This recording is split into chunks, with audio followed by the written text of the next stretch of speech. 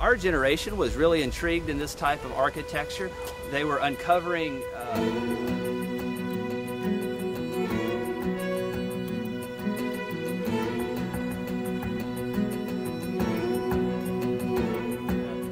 So we've had a great turnout. I'm thinking that it's exceeded my expectations.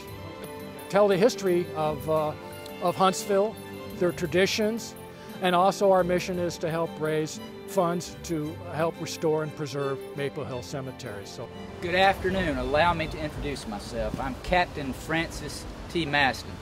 This is my wife, Ann Elizabeth. Good afternoon. Welcome to our home.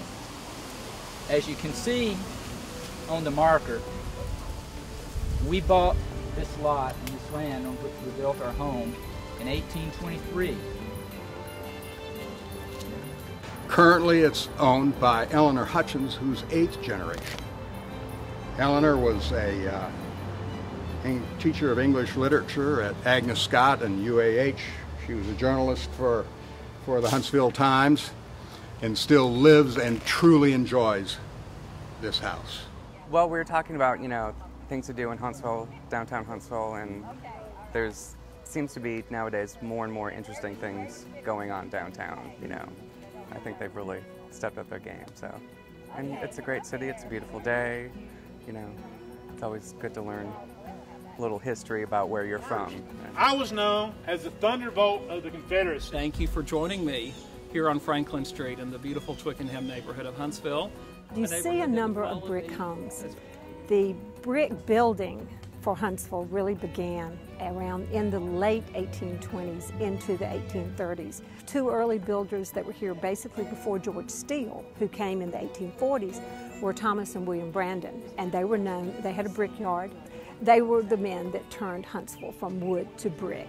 So a lot of the homes built during the, and we have a lot of homes built prior to and around the 1830s were built by the Brandon brothers, and they were brick because they had a brickyard, and probably slave labor built the brick, and therefore it changed. Huntsville also has the largest number of antebellum homes in the state, and this is phenomenal, and it's really remarkable considering the Union Army did occupy the city from 1862 to 1865.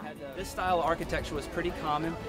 Our generation also really celebrated the contributions of the Greeks and the Romans, whether it was politics or art or architecture, and so we drew from Greek and Roman styles here. So when we have functions like this, we have people coming because they're interested, people that had lived here before and played a major role in Huntsville history. But I think it all adds to Huntsville history and the beauty of downtown Huntsville.